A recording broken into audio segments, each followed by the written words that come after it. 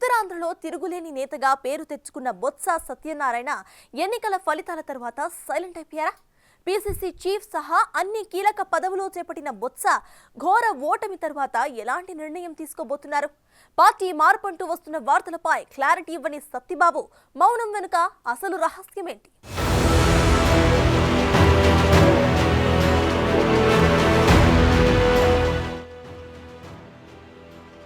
బొత్స సత్యనారాయణ తెలుగు రాష్ట్రాల్లో పరిచయం అక్కర్లేని పేరు. 3 దఫాలుగా మంత్రిగా, ఉమ్మడి రాష్ట్రంలో పీసీసీ చీఫ్గా చేసిన సీనియర్ లీడర్. 2 దశాబ్దాలు తెలుగు రాజకీయాలను ప్రభావితం చేసిన వ్యక్తి.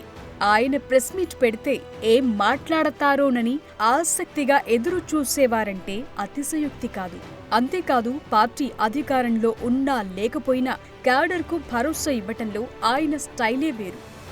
తొందరెందుకు, 5 ఏళ్లు అంతే కదా, తరువాత మనదే అధికారం, కార్యకర్తలకు నాయకులకు న్యాయం చేసే బాధ్యత నాదంటూ క్యాడర్ను చెక్కు చెదరకుండా చూసుకోవటంలో ఆయనకు ఆయనే సాటి. బొత్స ఆశీస్సులతో అటు కాంగ్రెస్ ఇటు వైసీపీలు పదవులు దక్కించుకున్నవారు చాలా మంది ఉన్నారనే చెప్పొచ్చు.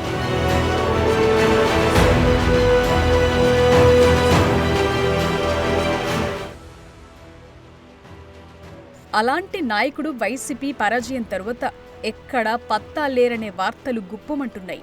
కేవలం 2 ప్రెస్ మీట్లు పెట్టి చేతులు దులిపేసుకున్నారు. ఇప్పటి వరకు క్యాడర్ను కలిసిన దాఖలాలు లేవు. గతంలో ఎక్కడ ఏ ఇష్యూ జరిగినా టక్కున వాలిపోయే నేత ప్రస్తుతం సైలెంట్గా ఉండటం అందరినీ ఆశ్చర్యానికి గురిచేస్తోంది. అధికార పార్టీపై విమర్శలు లేవు. రాష్ట్ర వ్యాప్తంగా వైసీపీపై దాడులంటూ కీలక నేతలు ప్రెస్ మీట్లు పెట్టి అధినేత దగ్గర మార్కులు కొట్టేస్తుంటే బొత్స మాత్రం గతానికి భిన్నంగా సైలెంట్ మోడ్లో ఉండటం ఆశ్చర్యానికి గురిచేస్తోంది. ముఖ్యంగా ఫ్యామిలీ అంతా ఆలౌట్ అవ్వటం, పార్టీ కూడా ఊహించని రీతిలో ఓటమి చెందటంతో సత్యబాబు మదిలో పార్టీ మార్పు అనేది వెంటాడుతోందని ఆయన అనుచరుల నుంచే వినిపిస్తోన్న మాట. ఆయన ఎక్కడా మనసు విప్పి మాట్లాడకపోయినా వ్యవహార శైలి అలానే ఉందనే గుసగుసలు ఊపందుకున్నాయి.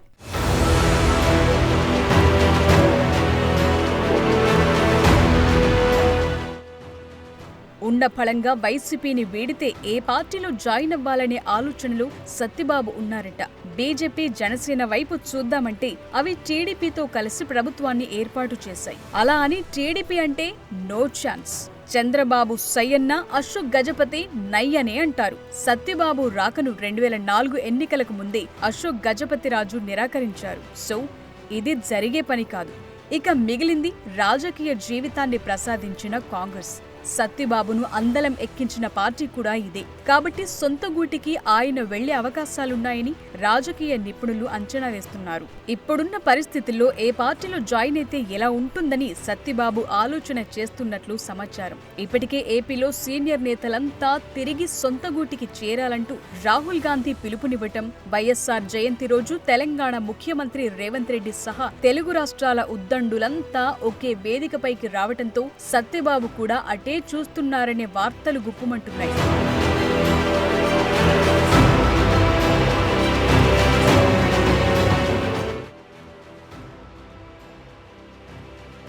బొత్సకు పార్టీ మార్పు అనేది ఇప్పటికిప్పుడు అనివార్యం కాకపోయినా తనయుడు బొత్స సందీప్ రాజకీయ భవితవ్యం దృష్ట్యా పార్టీ మార్పుపై ఆలోచిస్తున్నట్టు తెలుస్తోంది.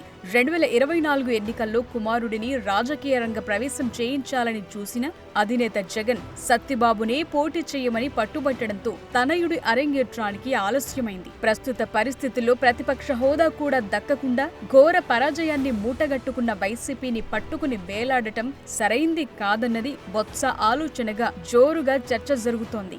కేంద్రంలో బీజేపీ గ్రాఫ్ తగ్గటం, రీసెంట్ గా జరిగిన ఉప ఎన్నికల్లో ఇండియా కూటమికి అధిక సీట్లు రావటం, ఇవన్నీ చూశాక 2029 ఎన్నికల్లో కేంద్రంలో కాంగ్రెస్ గట్టెక్కితే రాష్ట్రంలోనూ పుంజుకునే అవకాశం ఉండొచ్చనేది బొత్స అభిప్రాయంగా ప్రచారం సాగుతోంది. జగన్ కు విధేయుడిగా ఉంటారా లేక కుమారుడి రాజకీయ ప్రవేశం కోసం బొత్స సత్యనారాయణ పార్టీ మారతారా అనేది ఉత్కంఠగా మారింది.